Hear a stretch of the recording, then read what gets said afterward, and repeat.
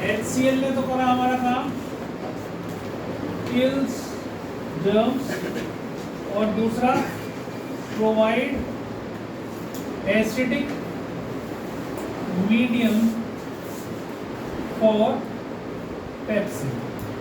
ठीक है, ये तो HCl का काम हो गया। दूसरा काम आता है म्यूकस। ठीक है, तो म्यूकस क्या करता है जी? हाँ, prevents stomach lining from HCl से, क्योंकि इसका HCl का pH बहुत स्ट्रॉन्ग एसिड होता है। हमारे पेट के अंदर जो pH है वो बहुत ही कम होती है, 1.2 के करीब होती है, 1.2 से 1.4 इतनी होती है स्ट्रॉन्ग। तो ये इसको बचाता है उससे। तीसरा हमारा इसके अंदर क्या आता है? पेप्सिन। तो पेप्सिन क्या कर रहा है? ठीक है, पार्शियली डाइजेस्ट प्रोटीन्स। ठीक है, तो पार्शियली डाइजेस्ट प्रोटीन्स पेप्सिन का काम है। ठीक, तो ये तीन चीजें हैं जो आपको याद रखनी है। ठीक है, अब कई बार ऐसा भी होता है कि आपके शरीर के अंदर ये HCl जिसकी pH 1.2 और 1.4 के बीच में है, ये इससे भी नीचे चली जाती है, मतलब और ज़्यादा एसिड की फॉर्मेशन हो जाती है शरीर। तो वो कब होता है? जब हम बहुत मसालेदार चीज़ खाते हैं या बहुत तली हुई बॉइल्ड वैसी ऑयली चीज़ें खाते हैं, है ना, डीप फ्राइड चीज़ें खाते हैं, तो ये हमारा HCl और भी ज़्यादा नीचे चला जाता है सब pH। तो जब बहुत दिनों तक लगातार ये काम करते रहते हैं तो हमारे स्टमक के अंदर ये म्यूकस जो लाइनिंग है ये ब्रेक हो जाती है, और जब ये सी ब्रेक होती है तो उसको हम क्या बोलते हैं? Peptic ulcer. That is called peptic ulcer. Ulcer का मतलब क्या होता है? हाँ, वुंड्स हो गई, जख्म हो गया वहाँ पे, है ना, वो ऊपर की लेयर हट गई। अब जैसे हमारे यहाँ चोट लग जाती है तो ऊपर की लेयर हट जाती है तो खून निकलता है ना अंदर से, ऐसे ही वहाँ पर वो जगह बन गई। अब वहाँ पर जब भी तुम कोई नमक खाओगे या कुछ भी खाओगे वो वहाँ जाके लगेगा। मिर्च खाओगे, नमक खाओगे तो दिक्कत होगी। तो पेप्टिक अल्सर बहुत आसानी से हील नहीं होता है, इसलिए बहुत ज़्यादा बाहर का फास्ट फूड और बहुत ज़्यादा तला हुआ, बहुत ज़्यादा स्पाइसी चीज़ें नहीं खानी चाहिए। शरीर आपको बताना शुरू कर देता है, जब आपको एसिडिटी रहनी शुरू हो जाए लगातार बेसिस पर, तो आप समझ लो कि आपने बहुत ज़्यादा करप्शन कर दिया खाने में। फिर उसको तुम मतलब खराब खाना खा रहे हो रेगुलर, अगर आप नहीं सुधारोगे तो बहुत बहुत बुरा होता है। आप 20-20 साल डॉक्टर से दवाई ले लो, पेप्टिक अल्सर हील नहीं होता आसानी से जब तक आप खाने को ना सुधारो।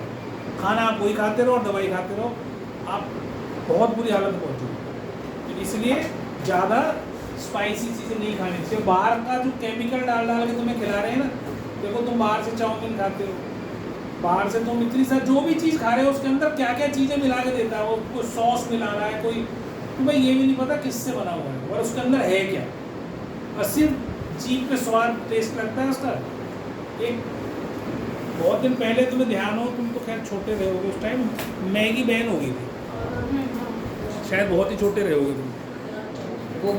इसके अंदर पेरिस्टाल्टिक मूवमेंट होती है, खाना धीरे धीरे, यहाँ मैंने बताया था स्फिंक्टर मसल होती है, एक मसल होती है जो होगी, उसको वॉल्व समझ लो।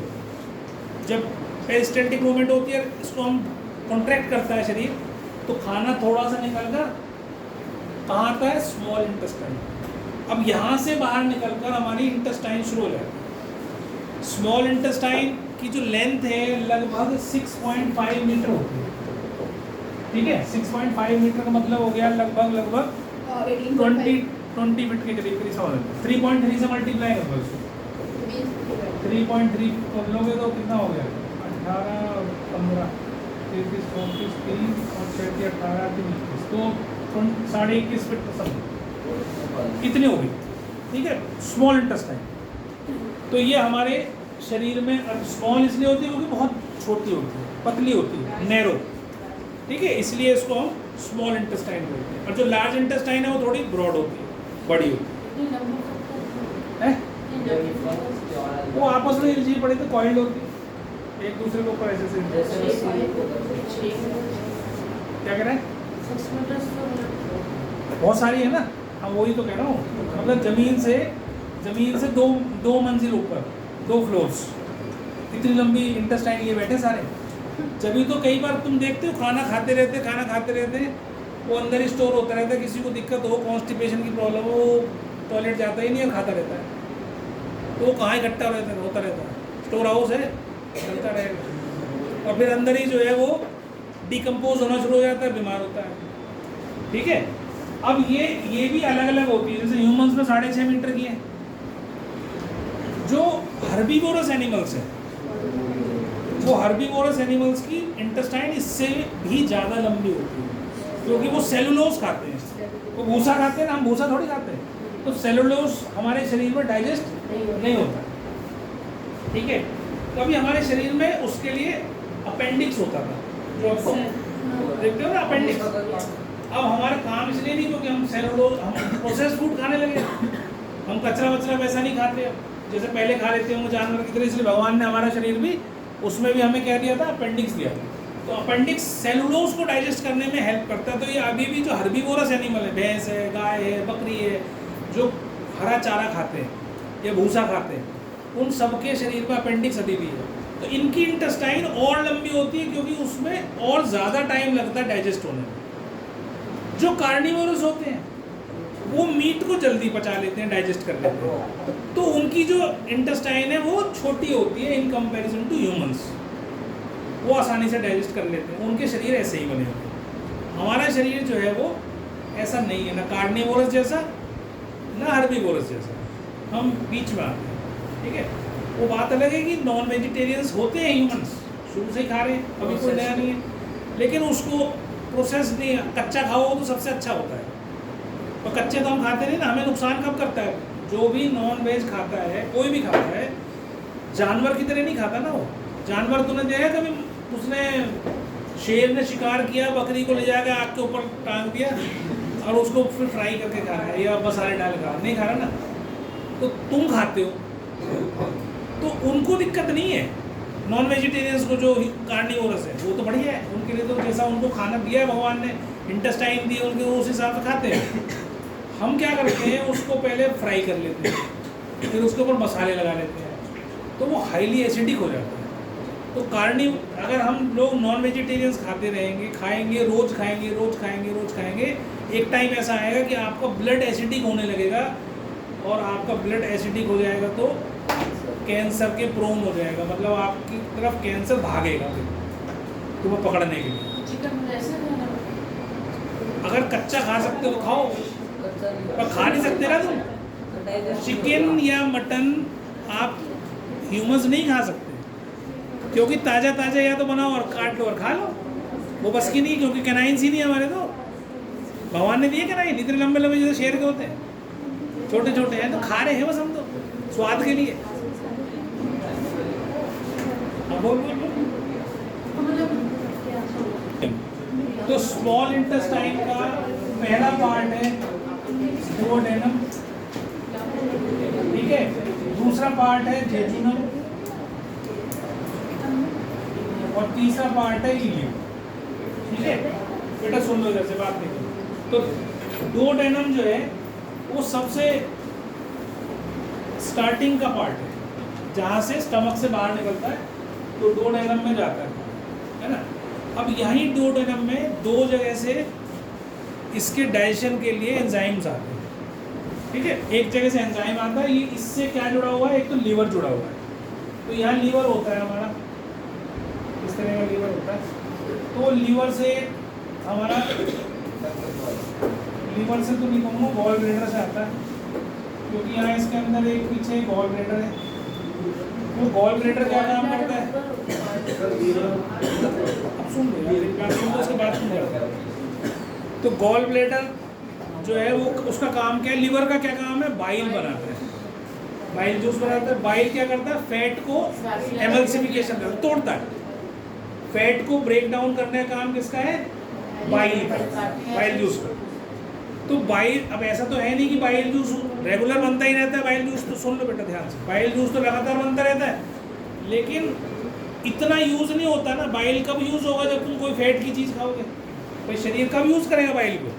जब तुम कोई भाई आज समोसा खा लिया मैंने, आज पराठा खा लिया मैंने, आज मैंने सब्जी खाई है तो उसमें भी घी तेल होता है, घी खाते हो तब बाइल का यूज़ होता है जो उसको ब्रेक डाउन करता है। अब लीवर तो लगातार बना रहा है तो वो क्या करता है, उस बाइल को गॉल ब्लैडर में स्टोर कर देता है। ये स्टोर हाउस है, बाइल का स्टोर हाउस है गॉल ब्लैडर। अब गॉल ब्लैडर से जब भी जरूरत होती शरीर को तो गॉल ब्लैडर से फिर वो डोडेनम में जाना शुरू। ठीक है, समझ में आ गई बात?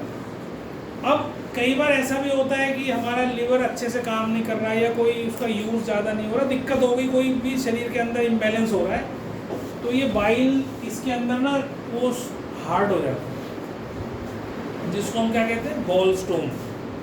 गॉल ब्लैडर के अंदर क्या है ना, पथरी हो गई भाई, गॉल स्टोन हो गया। तो डॉक्टर्स क्या करते हैं, डॉक्टर्स की दवाई, इसके पास दवाई नहीं है डॉक्टर्स के पास, और पैथीज में है, होम्योपैथी में है, आयुर्वेद में भी है, लेकिन एलोपैथी में नहीं है इसके। वो क्या करते हैं, सर्जरी कराते हैं और उसको काट के बाहर करते हैं। वो किसी काम का नहीं, बेकार है चीज़, इससे तुझे कोई नुकसान नहीं होगा, उसको काट के फेंक देते हैं। अब क्या होता है उसके बाद, जिसने अपना गॉल ब्लैडर हटवा लिया उसको दिक्कत क्या होती है, जब भी वो हैवी चीज़ खाएगा, मतलब बहुत फैटी चीज़ खाएगा, वो उसको डाइजेस्ट नहीं होगी, उसके पेट में दर्द होगा, उसको दिक्कत करेगा। इसलिए गॉल स्टोन कभी भी गॉल ब्लैडर को रिमूव नहीं कराना चाहिए। होम्योपैथी के अंदर इसकी बहुत अच्छी अच्छी दवाइयाँ हैं जो उसको आराम से धीरे धीरे कर, थोड़ा पेशेंस रखना पड़ेगा, और वो धीरे धीरे करके वो क्या करती है, वो आपके लीवर को और इसको ठीक कर देंगी, और ये जो सॉलिड फॉर्म में हो गया था ये फिर लिक्विड फॉर्म में आ जाता है और फिर नॉर्मल हो जाता है। कहीं से बाहर से सब पत्थर नहीं जमा होते जाते, ठीक है। तो इसलिए इसको कभी नहीं कटवाना।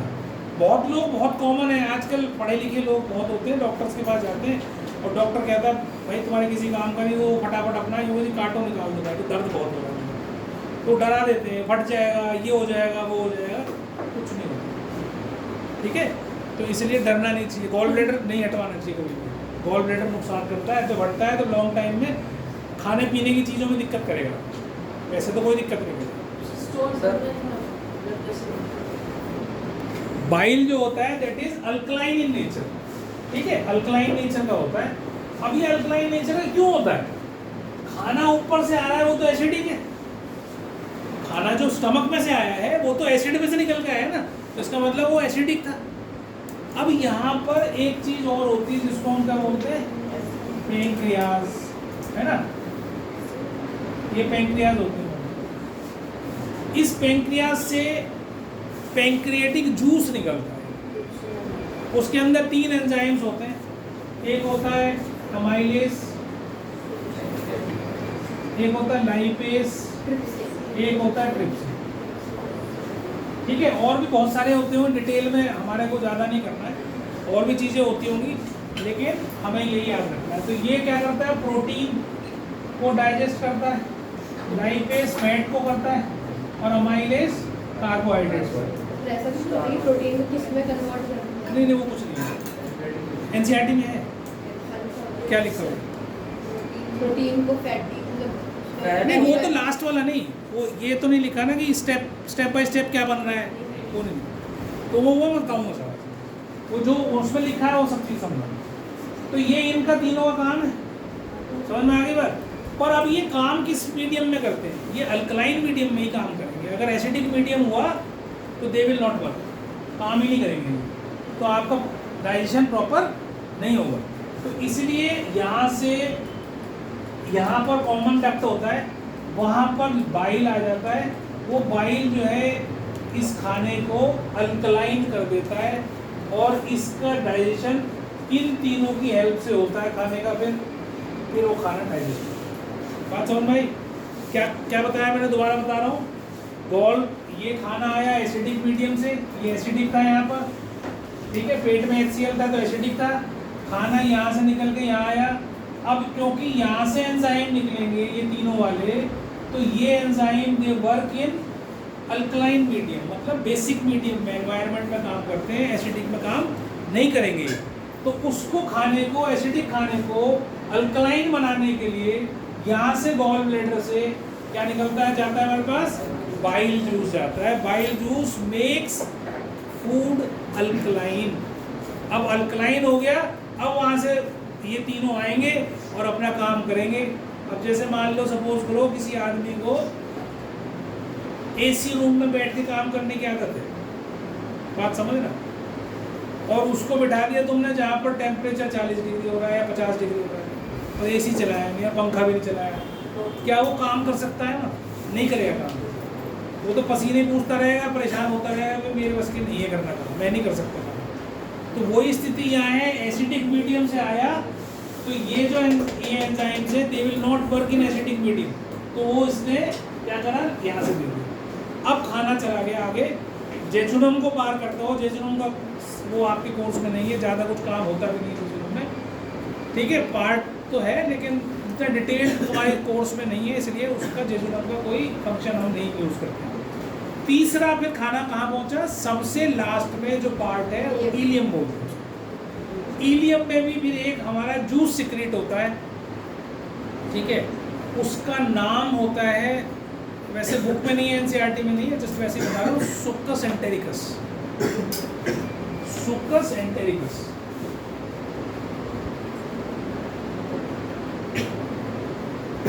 ठीक है, डबल सी भी हो सकता है, मुझे ध्यान नहीं है। तो सुक्कस एंटेरिकस ये वो एंजाइम है जो लास्ट में आके फाइनल, अभी पहले देखो थोड़ा खाना यहाँ मुंह में डाइजेस्ट हुआ, थोड़ा फिर यहाँ डाइजेस्ट हुआ, थोड़ा फिर यहाँ डाइजेस्ट हुआ, फिर फाइनल डाइजेशन कहाँ हुआ, इलियम में जाके। फाइनल डाइजेशन कहाँ हुआ, अभी बड़ा पहले मॉलिक्यूल था, फिर उससे थोड़ा छोटा हुआ, फिर अगले स्टेप पे अगला और छोटा हुआ, फिर और छोटा हुआ, फिर लास्ट में आके फाइनल जो कि एब्जॉर्ब हो जाए, इतना छोटा कहाँ हो जाएगा, जाके इलियम में जाएगा। इलियम में ये जो सुक्कस एंटेरिकस है ये कंप्लीट डाइजेशन कर देता है, कंप्लीट डाइजेशन। तो कंप्लीट डाइजेशन में क्या होता है, जो आपके कार्बोहाइड्रेट्स हैं वो तो ग्लूकोज में कन्वर्ट हो जाते हैं, जो आपके फैट्स हैं वो fatty acids and glycerol, GLYCER, glycerol, और क्या बच गया हमारा, प्रोटीन्स। प्रोटीन्स जो है वो प्रोटीन्स की स्पेलिंग TEI है ना, प्रोटीन्स एमिनो एसिड्स में कन्वर्ट। समझ में आ गई बात। ये अब फाइनली हो गया, अब ये फाइनल डाइजेशन हो गया है हमारे इलियम के अंदर।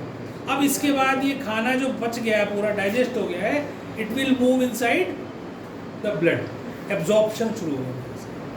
खाना जब पच जाता है, डाइजेस्ट हो जाता है पूरा, तो कहाँ जाता है फिर वो, ब्लड के अंदर एब्जॉर्ब होता है। तो हमारे इलियम में ना फिंगर लाइक प्रोजेक्शंस होती है, छोटे छोटे, जिनको हम विलाय बोलते हैं, है ना।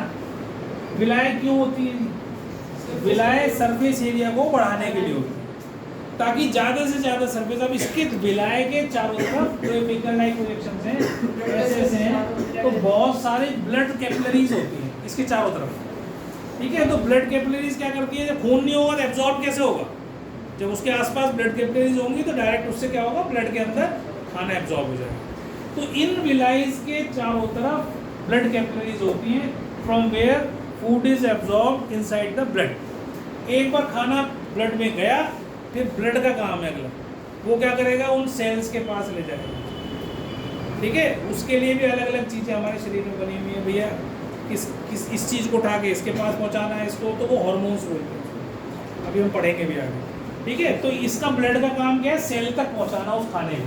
अब सेल के पास भी, अब इसमें भी एक और चीज़ आ जाती है, सब सेल्स को ब्लड खाना नहीं पहुंचा सकता है, सब सेल्स को ब्लड खाना नहीं पहुंचा सकता। अब आप समझ रहे हैं क्यों नहीं पहुंचा सकता, चलो पहले इसको करवा देते हैं। तो ये इलियम तक समझ में आ गया ना। अब इलियम के बाद अब यहाँ पर ये सारे में ऐसे ऐसे ऐसे ऐसे करके बना दी इसने, ठीक है, ये बना दी इसने यहाँ पर। ये स्मॉल इंटेस्टाइन है जो कि मैंने बताया आपको 6.5 मीटर्स की होती है। इसके बाद हमारी क्या शुरू होती है, लार्ज इंटेस्टाइन। एक असेंडिंग होती है, एक ट्रांसवर्स होती है, एक डिसेंडिंग होती है, 3 हिस्से में होती है, ठीक है, ऐसे बनी होती है, तुमने देखा होगा अगर वो देखोगे, ठीक है। और फिर ये कुछ इस तरीके का बना हुआ है, मेरी ड्राइंग बहुत अच्छी नहीं है, ठीक है। फिर ये ऐसे बना देते हैं, ठीक है, ये बना दिया इसने, और फिर यहाँ माइनस बना इस प्रकार से इंटेस्टाइन होती है, लार्ज इंटेस्टाइन है ना, यहाँ से जुड़ी होती है हमारी, बेटा बात नहीं करें, ये हमारी स्मॉल इंटेस्टाइन जुड़ी हुई है जो पेट के अंदर ऐसे ऐसे ऐसे करके पड़ेगी, ये यहाँ जुड़ी ऐसे आपस में कॉइल्ड फॉर्म में होता है। अपेंडिक्स में तो वही होता है। अभी बता रहा हूँ, ठीक है। तो स्मॉल इंटेस्टाइन इससे जुड़ी लार्ज इंटेस्टाइन से जहाँ जुड़ती है वहीं एक छोटा सा पार्ट होता है जिसको अपेंडिक्स बोलते हैं। वहाँ पर छोटा सा पार्ट होता है जो अपेंडिक्स, जो कि सेलुलोज को डाइजेस्ट करने के लिए होता था, अब इनएक्टिव है हमारे शरीर में क्योंकि हम सेलुलोज खाते ही नहीं, तो लाखों करोड़ों साल में जाके ये इनएक्टिव हो गया, लाखों साल, ठीक है। अब क्या होता है, यहाँ पर ही होता है वो। तो कई बार जब हमारे पेट में बहुत सारा कचरा पड़ा रहता है तो कई बार क्या होता है, खाना यहाँ फंस जाता है, इसमें फंस गया, ठीक है। पानी नहीं पिया तुमने प्रॉपर, मोशंस आपको प्रॉपर नहीं हो रहे हैं, कोई भी कारण है, कुछ गंदा खा लिया है, कुछ भी हो, वो यहाँ जाकर फंस गया। अब यहाँ जब फंस जाता है वो निकलता नहीं, उस मूवमेंट से बाहर निकल गया, वो पड़ा हुआ है वहाँ पे यार, डिकम्पोज हो रहा है, सड़ रहा है। तो फिर क्या होता है, आपको बहुत पेन होता है, बहुत ज़्यादा भयानक वाला पेन होता है। तो अब यहाँ पर कोई पैथी काम नहीं करती, यहाँ केवल सर्जरी काम करती है। तो इसको क्या करते हैं, इसको काट देते हैं, और ये नुकसान भी नहीं करेगा क्योंकि सेलुलोज हमें बचाना नहीं है, तो वो हमारे को यहाँ से इसको रिमूव कर देते हैं, ठीक है। अपेंडिसाइटिस बोलते हैं जब दर्द हो जाता है ना बहुत उसके अंदर, दैट इज कॉल्ड अपेंड। अब इसमें नुकसान क्या है, इसको कभी भी, अच्छा इसकी टेस्टिंग क्या है, पहले तो भी अपेंडिक्स का दर्द हो रहा है ये कैसे पता चले, तो पेट को दबाओगे तो दर्द नहीं होगा, छोड़ोगे तो दर्द होगा, ये इसकी पहचान है।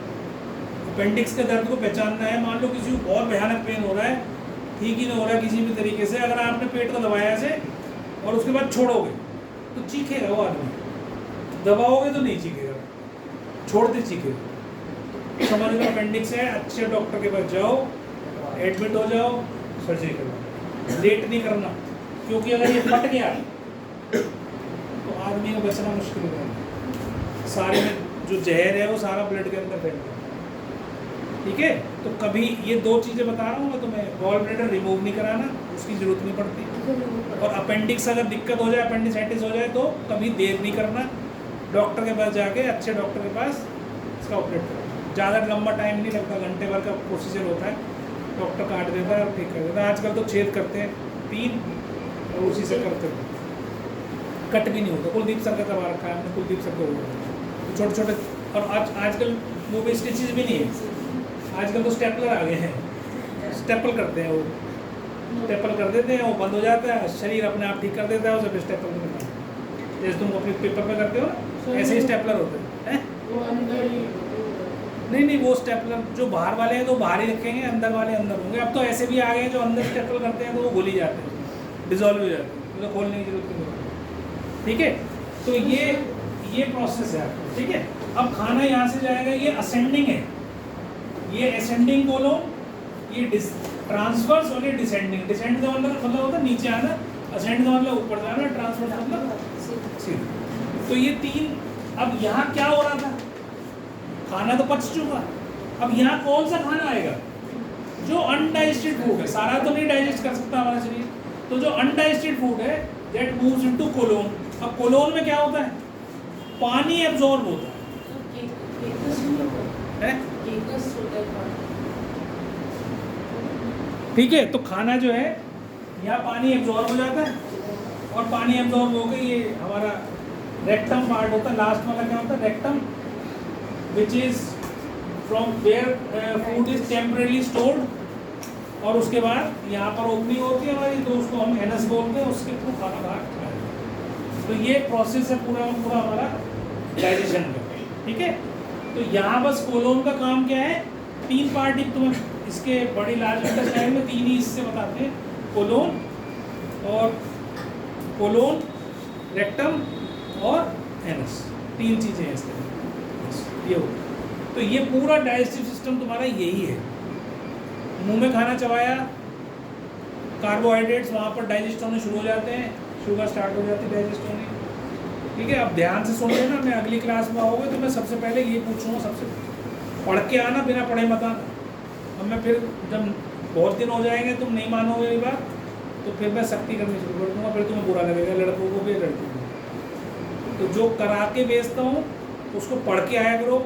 लड़कों को तो मैं मुर्गा बना दूंगा, और ये वीडियो पे कह रहा हूँ मैं, वीडियो स्टार्ट मेरी रिकॉर्ड हो रही है, और लड़कियों को घर भेज दूंगा वापस बिना पढ़े मत आना है। समझ में आ रही है?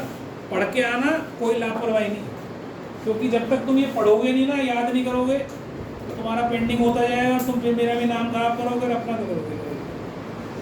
तो बिना पढ़े नहीं आता। समझ में आ गया सबको? तो मुंह से स्टार्ट हुआ, च्युइंग करी हमने, शुगर डाइजेस्ट हुई, फिर उसके बाद पेट में आया खाना। पेट में जो है 3 बता ही दिया मैंने, HCl, म्यूकस और पेप्सिन। पेप्सिन प्रोटीन को डाइजेस्ट करता है, HCl हमारा जर्म्स को मारता है, और म्यूकस HCl से बचाता है। फिर खाना आ गया यहाँ, एसिडिक खाना था, उसको अल्कलाइन बनाया, हमारे लीवर से आया, गॉल ब्लैडर से जो बाइल आया उसने क्या करा, उसको अल्कलाइन बनाया। अल्कलाइन फूड को यहाँ एंजाइम्स आए निकल के, 3 बताए थे, amylase, lipase, trypsin. Amylase carbs को वो करता है डाइजेस्ट, लाइपेज फैट को करता है, ट्रिप्सिन प्रोटीन्स को करता है। उसके बाद फिर यहाँ से निकल के डाइजेस्ट हो गया खाना, पार्शली डाइजेस्ट हुआ है अभी भी। फिर और छोटे करने के लिए वो इलियम में एंटर करता है, जो last part of the small intestine है, इलियम में चला जाता है। वहाँ पर फिर एक जूस होता है जिसका नाम मैंने बता दिया, सक्कस एंटेरिकस। वैसे उसमें क्या लिखा हुआ है NCERT में? हाँ आता है, जब तो बता रहा हूँ। नहीं, ये नहीं आएगा सुक्कोस एंटेरिकस। तो फाइनल डाइजेशन कहाँ होता है? इलियम में होता है। बस ये ध्यान रखना कि last part of the small intestine ileum कहलाता है, और उसमें फिंगर लाइक प्रोजेक्शंस होते हैं। अब हमने कौन कौन से स्टेप कर लिए? होलोजोइक न्यूट्रिशन के, इंजेक्शन कर लिया, डाइजेशन कर लिया। इंजेक्शन खाना मुंह में डालना, और डाइजेशन मतलब उसको ब्रेक डाउन करके सिंपल फॉर्म में लाना। ये 2 पार्ट कर लिए। तीसरा काम क्या होता है? एब्जॉर्प्शन। तो एब्जॉर्प्शन कहाँ हो रहा है? मैंने बता दिया, इसके अंदर जो इंटेस्टाइन है, इसके अंदर फिंगर लाइक प्रोजेक्शंस होती हैं, छोटी छोटी। तो फिंगर लाइक प्रोजेक्शन से ये क्यों होती है? ताकि सरफेस एरिया बढ़ जाए, तो जो खाना डाइजेस्ट हुआ है तो ज़्यादा से ज़्यादा ब्लड के अंदर एब्जॉर्ब हो। अब जब आपका पेट खराब रहता है, तो पेट के अंदर हमारी जो इंटेस्टाइन की लाइनिंग्स हैं उसके ऊपर कचरा जम जाता है। जैसे तुमने कई बार देखा होगा, जहाँ खुली नालियाँ होती हैं, खुली नाली के अंदर, या कोई भी नाली हो आपकी अगर बंद भी है, तो किचन के अंदर तुम देखते हो कई बार मम्मी कहती है भाई ये तो नाली चौक हो गई। तो नाली चौक क्यों हो गई वहाँ? क्योंकि उसके अंदर क्या हो गया? फैट जमा हो गया। खाना जब खाते हैं, उसके जो बर्तन साफ़ करते हैं हम, तो उसके अंदर फैट होता है जब साफ़ करते हैं, तो फैट किसके थ्रू होके जाता है? उस नाली के थ्रू होके जाता है ना, जो आपकी नाली है उसके थ्रू होके जाता है। अब क्या होता है, वो जब घी ज़्यादा होता है उसमें, तो धीरे धीरे वो क्या करता है, उसकी सरफेस पर जमा होने शुरू हो जाता है। और फिर एक टाइम ऐसा आता है जब बहुत सारा जमा हो जाता है उसके ऊपर, तो वो नाली को चोक कर देता है। तो अब उसमें से खाना पास होना मुश्किल हो जाता है, अब वो फिर चौक हो जाती है, फिर उल्टा फेंकना शुरू कर देती है। ठीक है, इसी तरह से हमारी जो इंटेस्टाइनल वॉल्स हैं, उसके ऊपर भी जो आप जो भी खाना खाते हो, अगर अच्छा खा रहे हो, उसमें फाइबर नहीं खा रहे हो, फाइबर का काम है उसको सफाई करना इंटेस्टाइन। अगर आप फाइबर नहीं खा रहे हो, किसी भी फॉर्म में नहीं खा रहे हो फाइबर, तो आपके पेट में इंटेस्टाइन में वो चीज़ जमा होगी होगी, साफ नहीं होगी। तो जब वो जम जाती है तो हम क्या करते हैं, झाड़ू लगाते हैं, उसको बुलाते हैं प्लम्बर को। तो प्लम्बर क्या करता है, एक तार में कपड़ा बांधता है और उस कपड़े को, उस तार को उसके अंदर डाल के पाइप के अंदर बाहर कर देता है। तो क्या करा उसने, जो उसके अंदर ब्लॉकेज थी पाइप के अंदर, उसको हटा दिया, हो गया। अब तुम तो कर नहीं सकते उस काम को कि मुंह में से कपड़ा डालो साफ कर दो उसको, यहाँ तक तो जाएगा ही नहीं वो इंटेस्टाइन तक, तो ठीक है ना, गले तक तो जाता है। इसके अंदर एक योग के अंदर एक क्रिया होती है, उसमें कपड़े को चबा लेते हैं बहुत सारी, और उसको फिर धीरे धीरे करके निकाल लेते हैं, तो होती है ना, तो वो गले में जितना भी कफ वगैरह होता है वो सब उसको बाहर देंगे।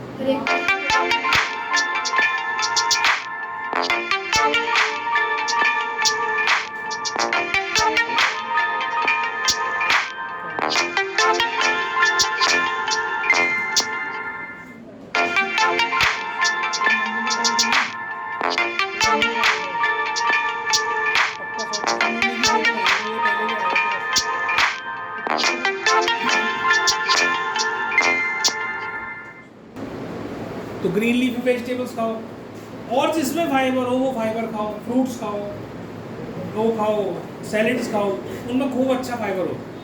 तो फाइबरस फूड्स खाने चाहिए ताकि हमारे इंटेस्टाइन साफ रहे और हमारे को जो खाना खाया है उसके न्यूट्रिएंट्स एब्जॉर्ब हो सकें। तो जब उसके ऊपर कुछ चीज़ जमा होगी इंटेस्टाइनल वॉल के ऊपर, तो कोई भी खाना आपका एब्जॉर्ब नहीं होगा, कितना ही खा लो फिर भी बीमारी रहोगे, क्योंकि आप खाने की कोशिश तो बहुत सारी चीज़ कर रहे हो पर वो एब्जॉर्ब नहीं हो रही, तो इसलिए वो एब्जॉर्ब नहीं होगी।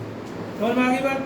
तो यहाँ तक हम पहुँच गए, हमारा डाइजेशन कंप्लीट हो गया। अब यहाँ से विलाय में के थ्रू, विलाय के चारों तरफ क्या होता है, ब्लड कैपिलरीज होती है, तो वो खाने को जो डाइजेस्टेड फूड है उसको एब्जॉर्ब कर लेते हैं। ये काम हो गया एब्जॉर्प्शन।